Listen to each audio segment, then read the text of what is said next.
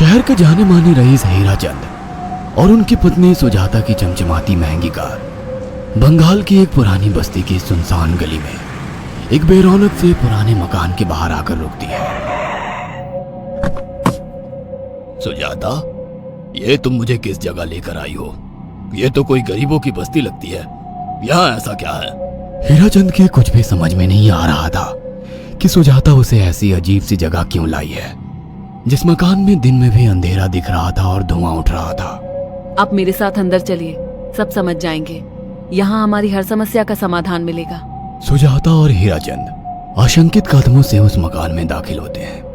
तभी उन्हें किसी महिला की बाहरी आवाज सुनाई पड़ती है। चले आओ, चले आओ। हीराचंद ने देखा कि उस मकान के अंदर अंधेरा था। अचानक हीराचंद की निगाह एक कमरे की ओर पड़ी, जिसके अंदर हल्की हल्की सी रोशनी आ रही थी और उस कमरे के अंदर से धुआं उठ रहा था। शायद उस कमरे के अंदर आग जल रही थी। है? ये किसकी आवाज है? यहाँ इतना अंधेरा क्यों है और ये धुआं कैसे उठ रहा है? मेरा तो यहाँ दम घुट रहा है। सुजाता और हीराचंद धीरे धीरे कदमों से उस कमरे के अंदर चले गए। अंदर वाले कमरे में बिखरे बाल वाली एक खूबसूरत सी बूढ़ी औरत सामने जल रही आग में एक मुर्गी की गर्दन काटकर उसका खून गिरा रही थी और मुर्गी का शरीर छटपटा रहा था। ये देखकर सुजाता को उबकाई आने लगी। हीराचंद ने सुजाता की ओर देखकर कहा, तुम ही मुझे यहाँ लेकर आई हो और खुद ही घबरा रही हो। कौन है ये भयानक सी शक्ल वाली औरत और हम यहाँ क्यों आए हैं? अचानक उस औरत ने एक झटके में मुर्गे की गर्दन धड़ से अलग कर दी। ये देखकर सुजाता के मुंह से चीख निकल गई और सेठ हीराचंद भी सहम गया। वो बहुत डरावना नजारा था। ये अघोरा ताई हैं। ये हमें अपनी काली तंत्र विद्या से संतान सुख प्रदान कर सकती हैं। इसलिए मैं आपको यहाँ लेकर आई हूँ। कैसी बात करती हो?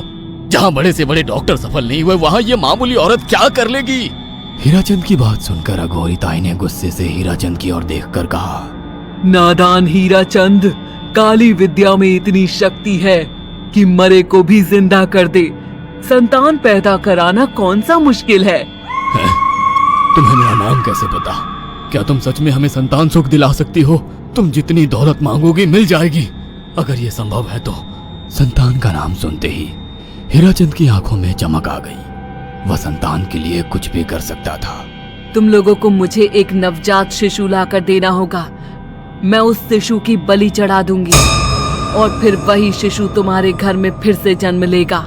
नवजात शिशु की बलि का नाम सुनते ही सुजाता और हरिचंद डर के मारे सिहर गए, पर उनकी आंखों में उनकी संतान का सपना ज्यादा बड़ा था। वो सब करने को तैयार थे।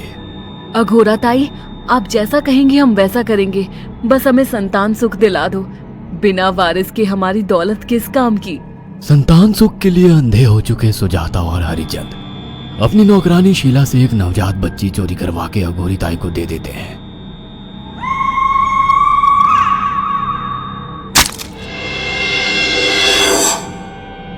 उस शिशु की बलि से सुजाता गर्भवती हो जाती है। देखा आपने अघोरा की तंत्र शक्ति? मुझे उस पर पूरा भरोसा था। चलो चलकर उन्हें धन्यवाद कहते हैं। हीराचंद और सुजाता अघोरा ताई के पास पहुंचते हैं। वो दोनों बहुत खुश थे और अघोरा पर उन्हें अंधविश्वास हो गया था। अघोरा ताई, आप महान तंत्रिका है।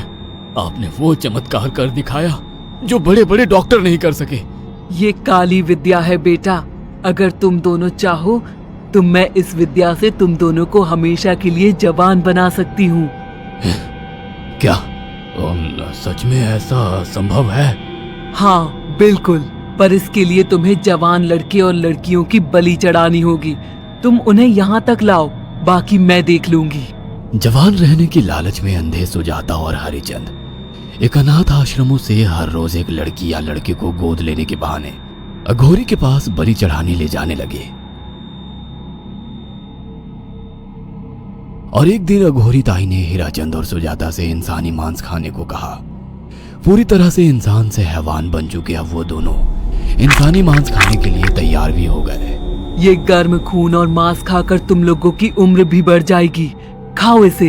हाँ, सच में ये इंसानी मांस बड़ा स्वादिष्ट है। अघोरा ने अपनी बातों में फंसाकर सुजाता और हरिचंद को नरभक्षी बना दिया था। वो तीनों हर दिन बलि चढ़ाकर खून पीकर मांस खाने लगे। नौकरानी शीला भी नए शिकार लाने में उनकी मदद करती थी, मगर एक दिन शीला को शिकार नहीं मिला। मेम साहब, आज एक भी शिकार हाथ नहीं लगा और मैं बहुत थक गई हूँ और घर जाकर थोड़ा आराम करना चाहती हूँ। कोई बात नहीं शीला, एक छोटा सा काम है, तुम हमारे साथ चलो, लौटते में हम तुम्हें घर छोड़ देंगे। जी मेम साहब। शीला नहीं जानती थी कि शिकार नहीं मिलने से सुजाता और हरिचंद अंदर से बौखला गए थे और उनके दिमाग में एक शैतानी चाल चल रही थी। सुजाता, ये बेहोशी की दवा है। शीला के कार में बैठते ही तुम उसे सुंघा देना। आज हमें इसी की बलि देनी होगी। इसने हमारे यहाँ का बहुत खाना खाया, अब हम लोग इसे खाएंगे। वैसे भी ये आगे चल के हमारे लिए खतरा बन सकती थी। कार में बैठते ही सुजाता शीला को बेहोश कर देती है और वो लोग सीधे अघोरी ताई के यहाँ पहुंच जाते हैं।